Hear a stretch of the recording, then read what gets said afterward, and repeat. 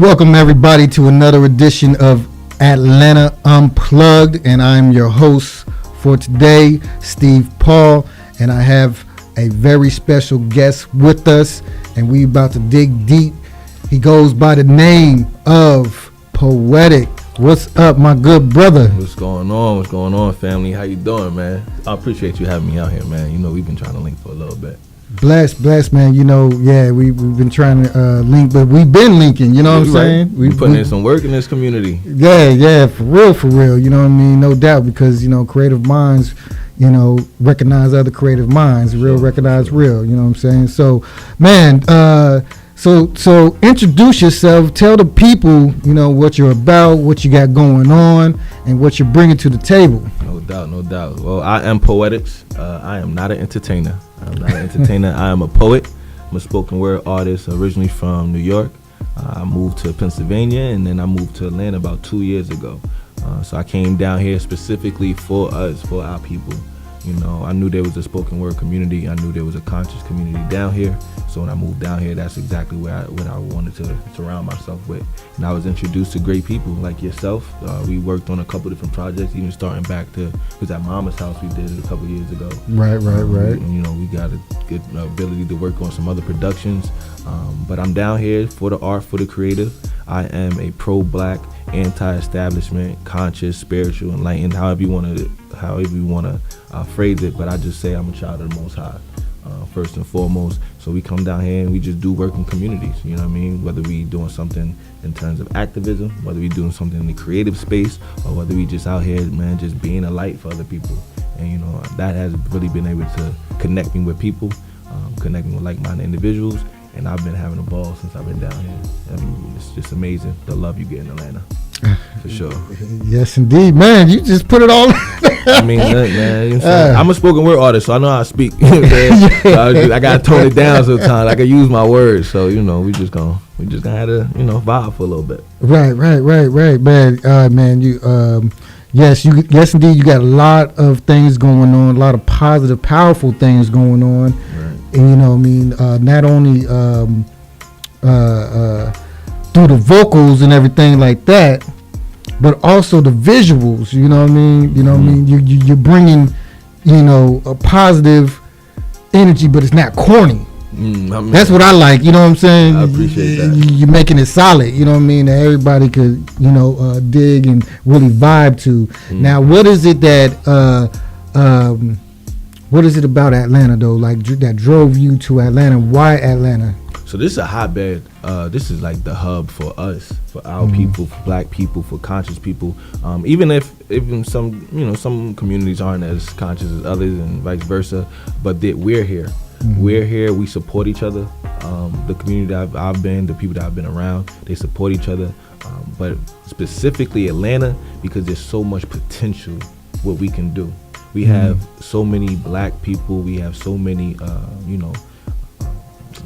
would say indigenous people, if you understand where I'm going with that.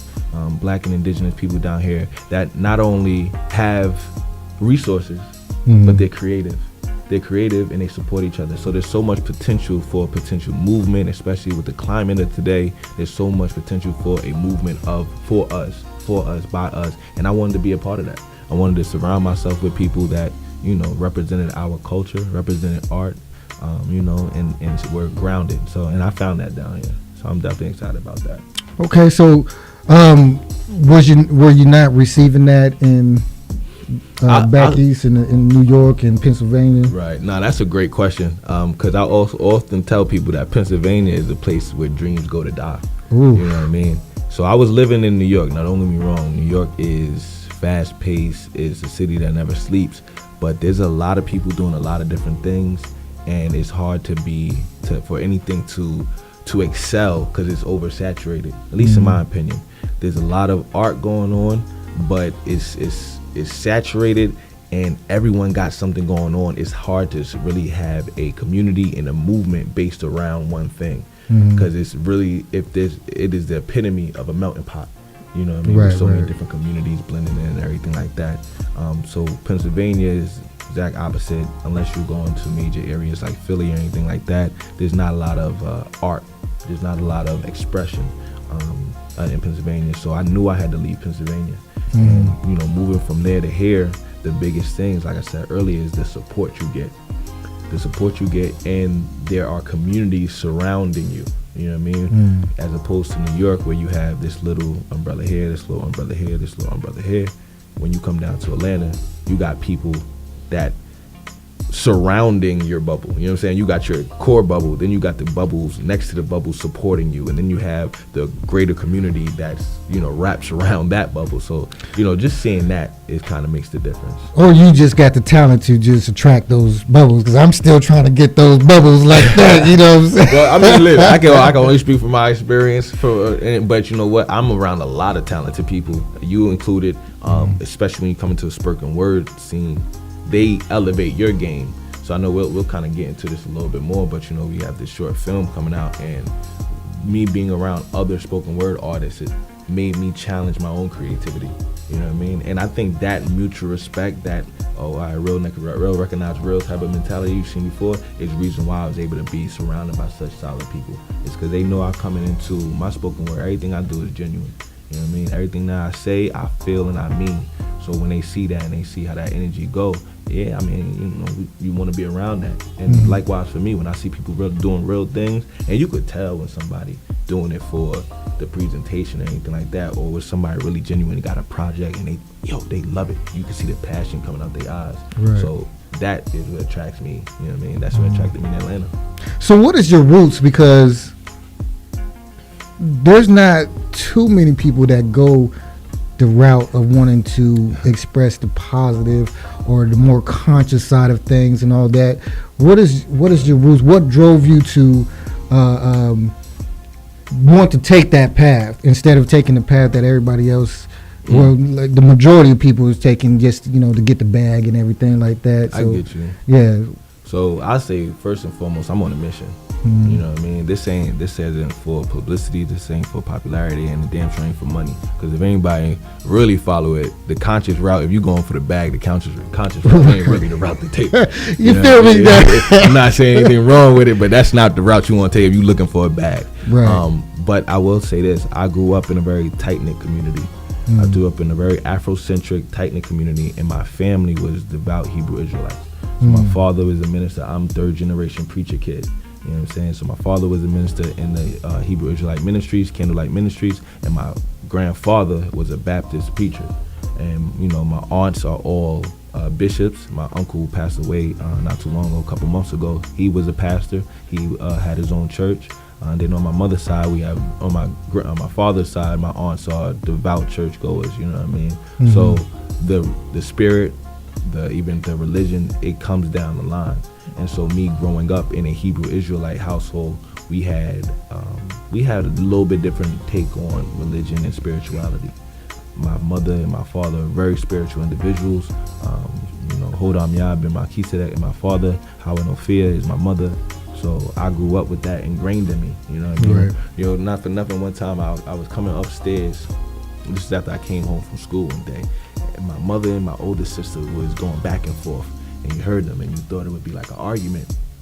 So I'm walking up the stairs and I hear them going back and forth, passionately speaking about the role of spirit in your life. How do you accentuate that? How do you reach your full potential? And those are the arguments that I would walk into. It's not about this, that, and the third, I would walk into arguments like that, and it wasn't really be arguments, be spirited debates, but it kind of enlightened you. It made you lift your consciousness just hearing people speak like that. Right. So I grew up with that. You know what I mean? Right. And I'm very thankful. I'm very grateful for it. I feel like I'm blessed to have the family I have and the family structure that I have. I have my mother and my father growing up, so I feel very fortunate and blessed with that. But that's the community, that's the environment I grew up in. So no, as I grew up, my father being a teacher, a pastor, a minister, an author, he was 22 years. He did 22 years teaching in the New York City Board of Education. So I came up with this understanding and worldview, and my family gave me the freedom to express myself. There was 6 of us, so I'm one of 6. They gave me I'm the middle child, so I had freedom to do.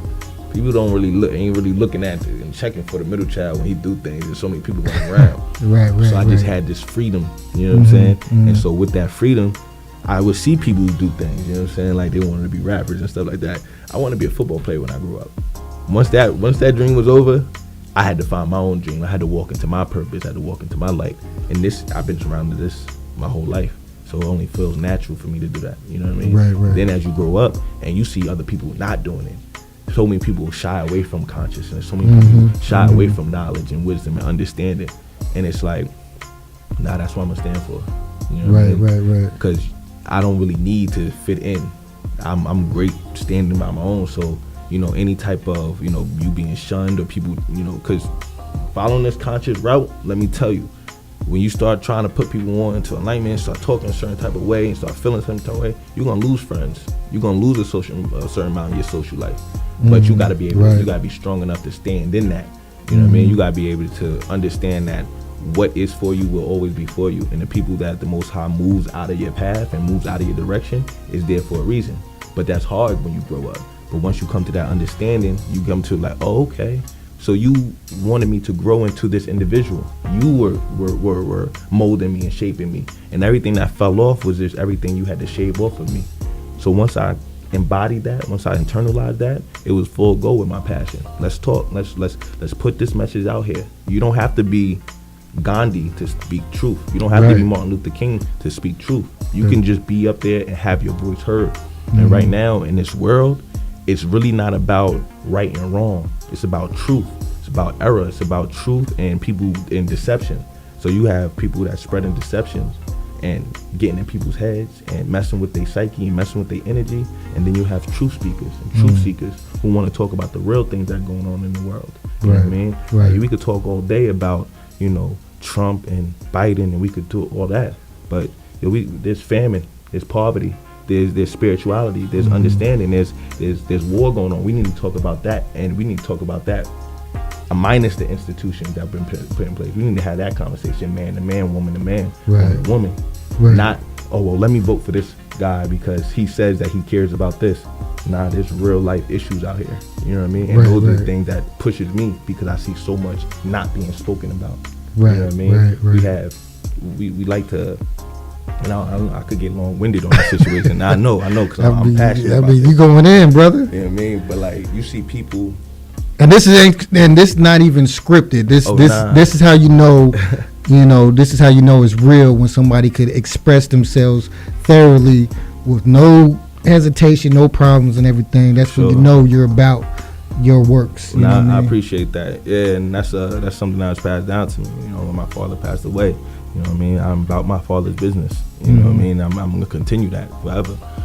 But the thing is, like, when you look out here and you see people framing the narrative and framing the rhetoric of what's going on in the world, and we have Black Lives Matter, and you know, listen, I'm not here to bash anyone or anything, but there's a media-generated propaganda, and then there's real people in the community that are going through real life, everyday things, and their stories aren't being told.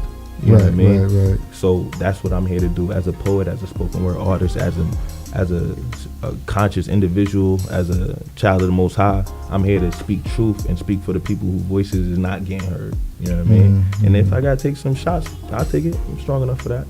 So now, so you do the poetry thing. Has it always been just poetry, or were you MC before? Yeah, that's it. I look at that a lot. A lot of people's like, yo, why don't you just rap? Like, yo, why don't you just rap? Like, nah, that's a conscious choice for me not to rap. You know what I mean? But just to give some like context behind the whole thing, I'm one of 6, and all of my brothers and sisters are talented. Like, my oldest sister is an amazing artist.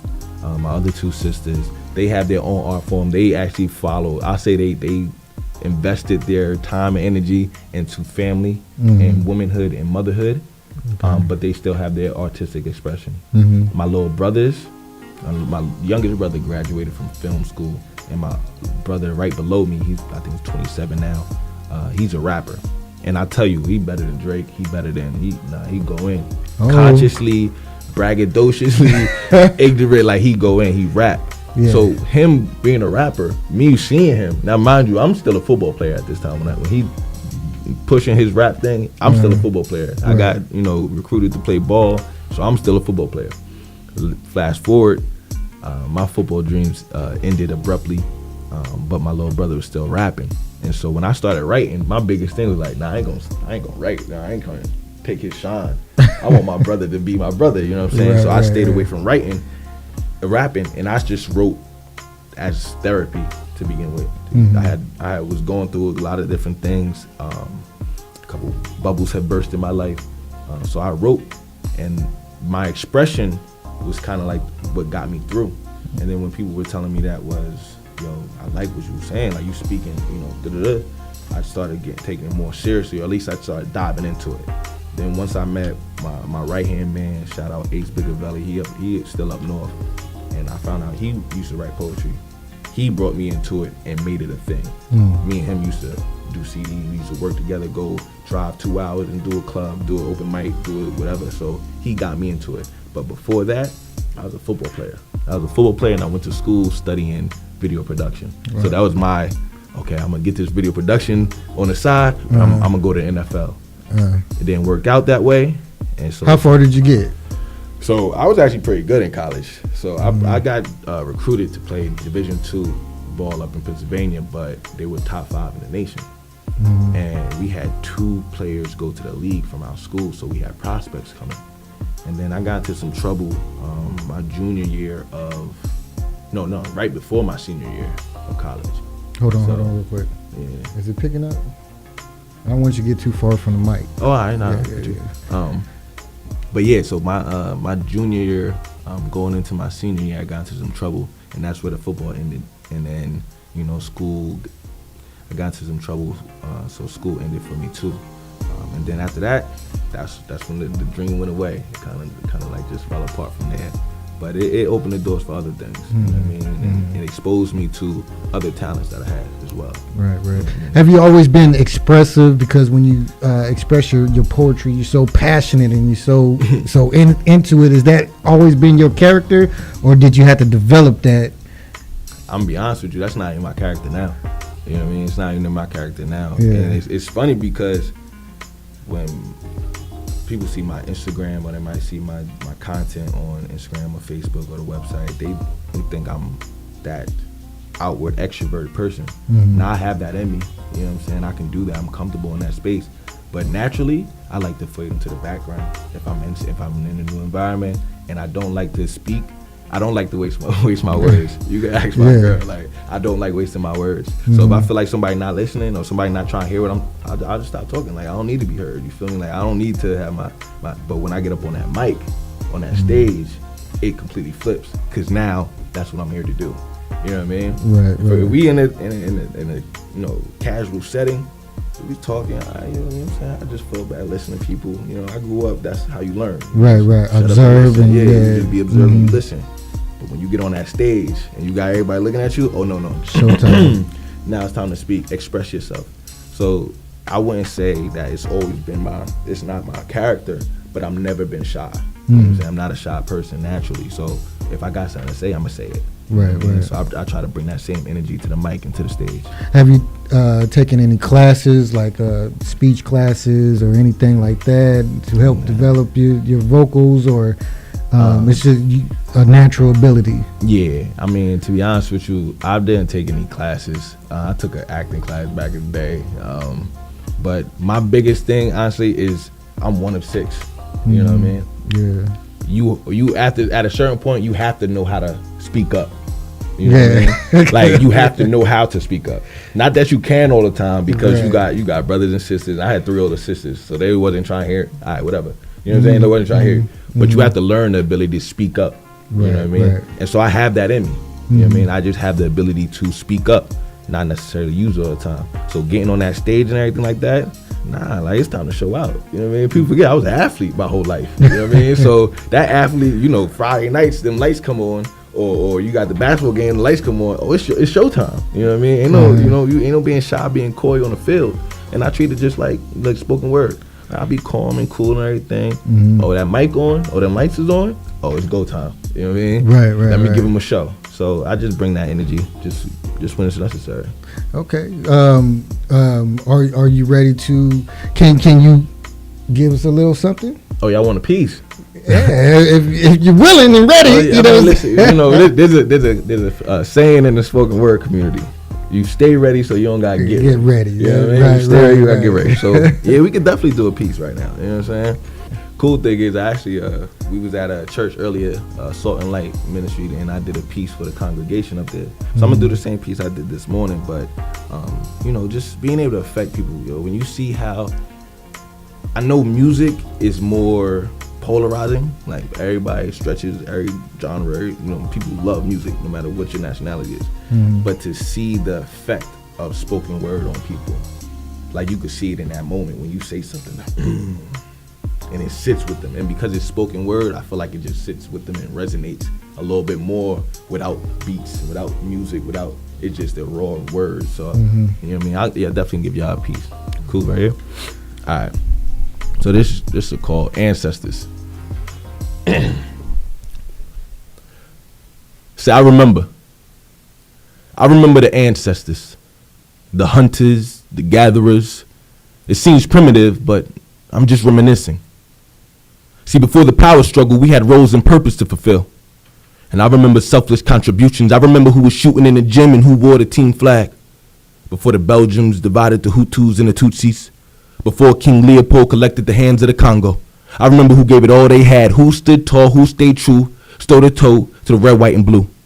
And when we were yelling, don't shoot, I remember who stood their ground when Trayvon went down, who took a stand when Sandra Bland went missing from action like the masses incarcerated. I hope the distance hasn't given you amnesia.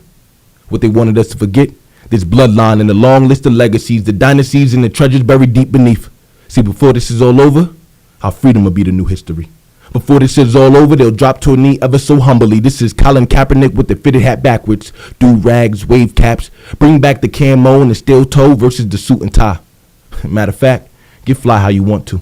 But when the script gets flipped, remember we said this. Remember the Alamo.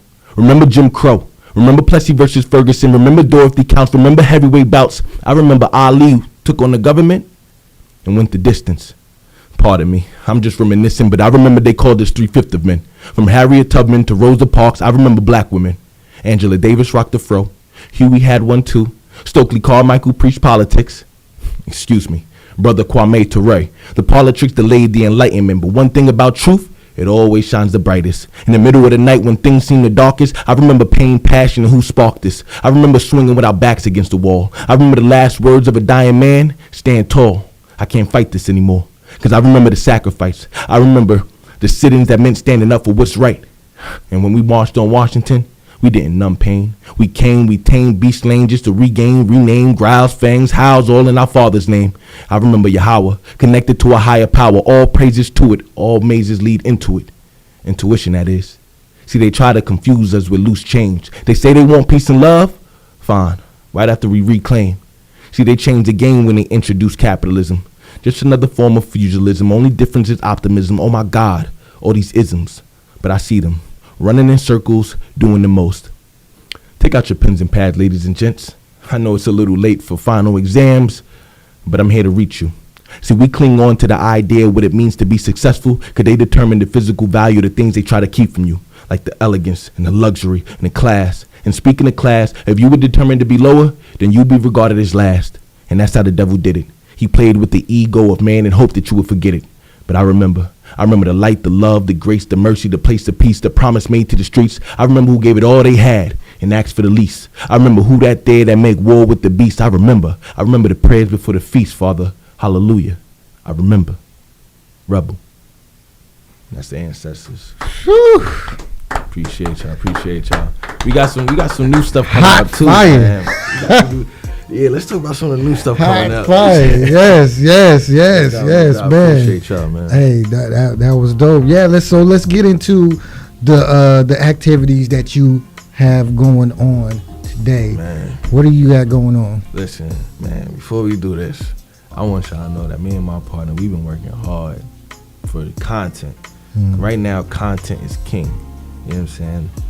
For all of the artists out there, there's a big battle about being able to monetize your art and being paid what you're supposed to get paid for you, whether it be through streams, whether through views. There's a big battle going on between art and business right now, which is including Spotify, which is including YouTube, which is including the record label companies. But let me just say this: all artists out there, y'all deserve to get paid for your work. You deserve to get paid for your work, and incorporate the business side of it, because life imitates arts, and we're the artists. You know what I mean? That's how I like to say it. But in terms of new things coming out, man, we have several productions that's coming together. We talked briefly, and you are actually in Mama. Yes, I do star. How much respect, you know what I'm saying? Let me in there, Yeah, man. So you're in the Mama show. So the Mama short film is a spoken word short film, and it's based after my writings. And what we did was we turned it into a spoken word short film. And that short film included all the actors are from the community. They came out and showed love. They came out and they were passionate. Yes, indeed. They really showed out on set. So that's a beautiful thing. We have a local musician. His name is Joshua Colville. He works with All My Friends. He did a studio scoring and composition for the film. So we are producing that right now. That's going to be airing October 24th. I'm not sure when this is going to air, but if anyone's out there and it's past 24th, go check out the link. Check out _Poetix. Check out Unplugged.com. So the mom is going to be out on the 24th. Really excited about that project. It tells the story of police brutality, police corruption, and how it affects the community from their point of view. You know what I mean? And we always see it from the news, we see it from the cops, but the people who are affected by this, and not necessarily the immediate family, but just the community itself. You know, if I keep seeing my brothers and sisters being harassed or murdered, and I live in that community, what type of psychological effect does that have on the people that's living in the community? And then what type of psychological effect does it have on people who can just relate? You know what I mean? Because when I saw Trayvon, I think that was 2008. When I saw Trayvon pass away, he was the same age as my little brother. You know what I mean? So it hits home a little bit harder. Another production. So we're gonna push that. That's gonna be October 24th. Okay. The other two content, the 3 content-centered productions we have is going to be a program called The Solution. Now, The Solution is me. I'm going to be having, it's got kind of like a TED Talks. It's like a TED Talks community address. You know what I mean? Like, you know how they have the State of the Union? Well, this is going to be a content-driven production all about talking about the issues that affect our community and what we need to know, what we don't know, and what they're not telling us. You know what I mean? So I'm a historian. I like to read. I like to research. I like to know what's going on around me. So I want to be able to present that to my audience. Talk about some of the things about voting. You know what I mean? Like, don't let them just tell you anything and it be okay. Know the truth of it. Like, a lot of people, like, for instance, right now we have this talk about, voting Democrat and voting Republican. And it's like, oh, well, don't be married to the Democratic vote and don't be married. Well, all right, cool. I understand on that, but we got to inform people about why we historically have been voting Democratic. People don't really think about that. Black people voting Democrat goes back to the 1930s. With FDR and the New Deal, and that's just the history part of it. You know what I mean? So what did FDR do for the black community that made them so loyal for 80, 90 years? Right. You know what I'm saying? Right. What are their actual political stances? What makes a Republican a Republican? You know what I mean? There's certain things that we need to know about Republican and Democrat, certain things about American culture, American politics that we need to know that we don't know, so that we can stop being fooled by the rhetoric in the programming that they just give us and we just devour it. For instance, for Republicans and Democrats, we're talking about crime and defunding the police. Well, there hasn't been a candidate that talks about industrialized prison system, and we need to know those things, because that industrialized prison system is the reason why we had the 94 crime bill. The reason why we had mandatory minimums, the reason why black people serve more time in jail, based on the numbers. This ain't just my reason why we spend more time in jail, is because it's incentivized to lock black men up, because they then have to do forced labor. There's so many companies that profit off of industrialized prison labor. Facts. So now if we locking up, like in the 90s, mandatory minimums, and then you have the Rockefeller drug laws, when we are locking men up for crimes, petty crimes, and giving them 5-10 years, why is that? It's because they're benefiting from it, like economically benefiting from us being incarcerated. So these are things you want to know. These are things you want to ask your representative. Yo, you doing anything about private prison systems? Are you doing anything about, education and things like that? Like in terms of education, we got to revisit the Brown board. Was that Brown versus Board? Well, why did they integrate the schools, and why are we so dependent on their education in the first place? You know what I mean? If 60 years ago you didn't even want me to touch foot in your school, and now you're telling me, yeah, go to school. What you teaching me in these schools? We need to talk about those things. So that's the solution content. I know I'm gonna go on with that. And then there's another one called Smoking Section. We could talk on that if you want to get back to it, but there's another one called Smoking Section. Spoken Section is just purely spoken word. I want to create an environment and release all of my newest spoken words, because I got a lot people haven't heard. You know what I mean? So I want to create that. And the last one for myself is going to be a podcast. It is a revolutionary podcast. For people that don't know, I'm part of the Huey P. Newton Atlanta Gun Club. I'm also part of the New Black Liberation Militia. So we having a podcast to have our platform and be able to talk to like-minded individuals and create that space where we could talk about building, we could talk about training, we could talk about strategic planning, things like that. But we got to put it out there. We got to have some platform where we can control that narrative and present it to people, so that they don't think, oh, we just out here. Because you'll be surprised how many people don't know of all the organizations that are going on in Atlanta. You know what I mean? Like, oh, well, we can't do this. Nah, there's actually all black farmers. There's actually all black grow houses and agricultural programs. There's actually all black schools. They're all black learning centers. You know what I mean? But you just don't know of it, and you caught up in the mainstream media, and so you think it doesn't exist and you don't have an alternative.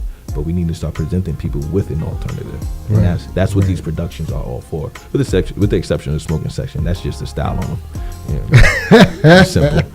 But yeah, and then my partner has some good content coming out too. You know what I'm saying? If there's anybody who's looking to buy a home, if there's anybody looking to invest, if there's any women out there that love leather heels, my partner also has a program coming out called Rebay. I'll let her talk about that more when she comes up on the show, but it's real estate through the Black American experience. Everything is kind of like cultivated for our people. You know what I mean? And that's how we move. Man, that is absolutely dope, and I got to give you your props on doing that, because it takes a lot of courage, a lot of will power. You have to have a lot of strength. Mental strength to even, to do that, to even want to do that. You know what I'm saying? So I got to give you your props on that, man. And I appreciate that. Yeah. So there's a lot of outlets out there, and he is one of them, providing that outlet. If you want to be more informed, if you want to be more aware, if you want to expand your thoughts and mind, which I don't think a lot of these sheeple really want. You know what I'm saying? I think we really, our savior needs to really. I'll put it like crazy this. Out here. So we had these conversations all the time, and I was talking to an older lady, and she was just like, yeah, I'm not gonna see it in my lifetime. And one thing I wanted to stress to her is like, yeah, there's a lot of sheeple out there, but that's fine. Let them stay where they stay.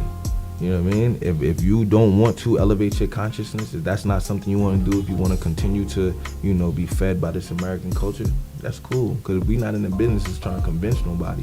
But for the people who are searching for something more, that's where we got to focus our energy. You know what I'm saying? There's definitely a lot of sheep out there, but we ain't going to be able to control that. Right. You know what I'm saying? Right. This indoctrination in this program is 200 and something years deep. It's generation to generation. We're not going to be able to get everybody. You know what I mean? Right. But for the people who are here, that are looking for something, that are looking for truth, that are looking for more, I just don't want you to feel alone. Because I know what that feels like. To feel like, damn, it's just, you know what I mean? I'm surrounded by sheep and it's just me. And then that makes you not even want to be conscious. Because being elevated and conscious thought, it's stressful in the beginning. Like it's not something you just, oh, it's all rainbows and butterflies. Nah, you gotta look in yourself. You gotta dive in, peel back layers within yourself. You have to forgive people who never said they were sorry. You have to forgive yourself. And that's maybe one of the hardest things. So when I look at people who, may not be there consciously and may not want to be there consciously, sometimes it bothers you because you want people to elevate, you want people to see the light, so to speak.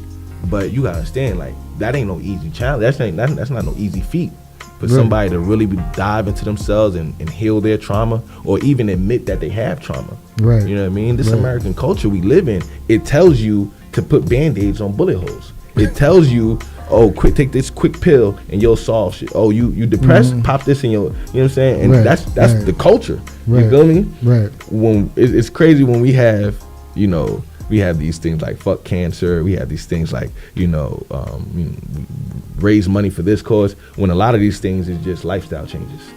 Or you got for cancer, there are literally things that cause cancer. Right. I believe it's carcinogens. All you gotta do is not eat the food that they give you, and cancer's gone. But we create movements around it because it's part of our culture. Our American eating habits is as much a part of our culture as capitalism. Right. That diet is a beast, and the diet is one of the main things that's going to correct a lot of our illnesses that we have. Exactly. Because the biggest thing is, and a lot of people don't really realize. Now I'm not saying get the right, but I hope you get the right. Your thoughts come from your gut. So when you're not eating right, if you have stomach pain, if you have all these things, you're not eating right, your thoughts are gonna reflect that. You know what I'm saying? Your thoughts are gonna be null. They're gonna be dull, lower vibrational thoughts. You start eating, you know, your vegetables, your fruits. You know, you start working out. Guess what? Your thoughts are gonna reflect your lifestyle. Your thoughts are you're gonna have more positive thoughts because you're eating more positive things. It's all connected. You know what I'm saying? When people eating, you know, and I'm not gonna say, you know, go vegan or not go vegan, but when people eat meat and they eating the terror and the fear and the trauma of that animal. It goes right into you. So how does that then reflect on your thoughts? Then when you start getting comfortable, you know, talking about killing and shooting people, that's because you eating trauma. Not only you eating trauma, but for most black people in America, you done lived through trauma. You know what I'm saying? So again, you be trying to put band-aids on bullet holes, not knowing what the whole situation is. Right. And, you know, just to bring it back to the art, I don't even know if I got enough words, you know what I'm saying? But through my spoken word, I want people to understand, like, we at war out here. You know what I'm saying? But in order to win the war out there, you got to first win the war inside here. You know what I mean? So that's the mission. You know what I mean? One thing I want to kind of like put out there, just as an art, what we're going to start seeing is the same way we're doing Mama right now. We created our own content, and we're going to be hosting it. And to see Mama is going to be $2.99. We're going to have direct-to-consumer content from now on, because especially with Corona, with spoken word, there aren't a lot of venues as available. So now we're going to be filming our features. I'm gonna be doing my spoken word and giving some cinematic and some type of cinematic appeal, some kind of concept. Now, earlier you said that you're not an entertainer. Right. So express that idea where you're separating what you're doing from the entertainment part of. Okay, I got you. So the reason why I say I'm not an entertainer is because I feel like spoken word artists, poets have a responsibility. They have a responsibility not just to entertain and make you laugh and cheer, but if they also have a responsibility to educate and inform. So when I do spoken word, I like to speak and give social commentary. I like to give reflections. I like to talk to people. In some spoken word, I'll even challenge some people. You know what I'm saying? I'll call some people out on some things. Not specifically, obviously, but, you know, just in terms of human nature. So I don't like to get into the space of being a entertainer, because then it's the whole, hey, do you like it? Are you cheering yet? You know what I mean? Dancing. I'm not here for the oohs and ahs. Right. The best thing you could do for me is just like, you know what I mean? Just that You really want them to receive something, you know what I mean? You're feeding people, you know, you're nourishing. Sure. Yeah. So one thing I say about poet is, for me, it's called provoke emotion. And my aim to make you feel. You know what I mean? I want you to feel something. So that's the kind of separation between entertaining and performing for me. Okay. So as we start to wrap everything up, what is it that is on? And you said a lot. You know what I'm saying? What is it that you want the people to receive, the audience that are tuning in and hearing what you got to say? What is it that you want people to receive? I guess the biggest thing from what I'm hearing is that let people know that we're here. There are people that are working together and have the vision of a self-sustaining community. You know what I mean? That's the goal. We've talked forever about the things that are afflicting blacks, minorities, indigenous, but what's the solution? And there are people here that's working on the solution. So let's focus on the solution. You know what I mean? Let's focus on what we got to do and do it. Let's come together and do it. And let's remove ourselves from the fake. See, one of the biggest things about this time frame with Corona and the Black Lives Movement, it gave people a time to sit down and really reflect and like look at things. And so I want people to come out of that reflection and be like, yeah, there's more to life. There's something more out there. Before we were running around trying to make ends meet all day, but now we're sitting down and look at life.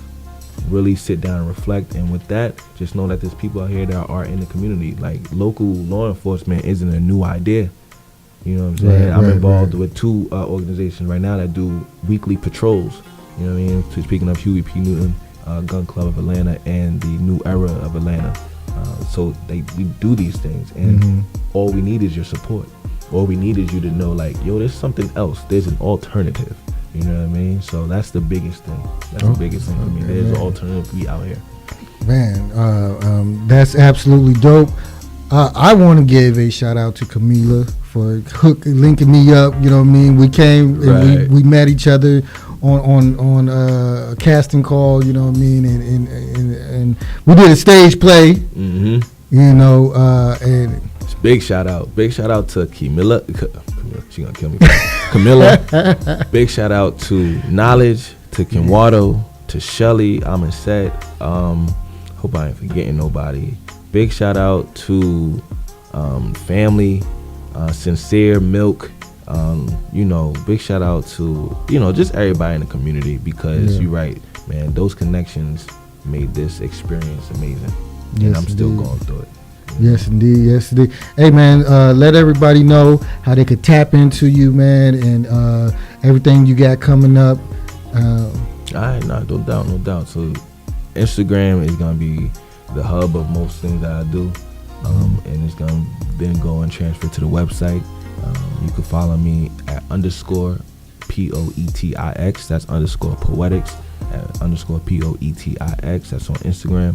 On Facebook, you know what I mean, you can catch some things. I'll put them up there, but you can follow me at PoetXI. So it's gonna be POETXI. But biggest thing is, make sure you go to the website, IamPoetix.com. Sign up for the newsletter, because then you're gonna get the updates for everything we got going on. And I'm telling you, we got 3 productions coming up. One is releasing on the 24th, and there's collaborations that's coming up. There's collaboration, so a lot of things going on. Make sure you keep up with it, _Poetix on Instagram and IamPoetix.com. I hope I'm not forgetting anything, but just look out for Mama. The music video, he stars in my music video, you know what I'm saying? That was filmed by Atlanta Unplugged. Shout out to Atlanta Unplugged. So y'all got to go check that out. He did a wonderful job. He had to fill in a position that, we kind of... I'm not too fond of cops, but, I guess I could play a detective on screen for y'all, you know what I mean? But, no, it was definitely a great time. We had some great people out there. It was a lot of fun. And it was so crazy because we were actually filming it the day that they were writing Black Lives Matter in the streets. How fitting, you know what I'm saying? So, yeah. Right. Shout out to y'all. And what was my man that who's on the track with you? Zane Smith. Shout out to Zane Smith, man. He's doing his thing on that track too as well. Yes, indeed. Well, man, much respect for coming on here, man. Peace and love and all blessings to you for your success and everything. And you're a needed individual in this community, because you're making it more about your individualism and making it about, the whole family and everything like that. So we need to protect brothers like you and uphold brothers like you and everything, and make sure that you get the shine that you deserve and need, because when you get it, we get it. For sure. That's how you move, and that's how we should move. And that's it. That's all. And that's Atlanta Unplugged, and we are out.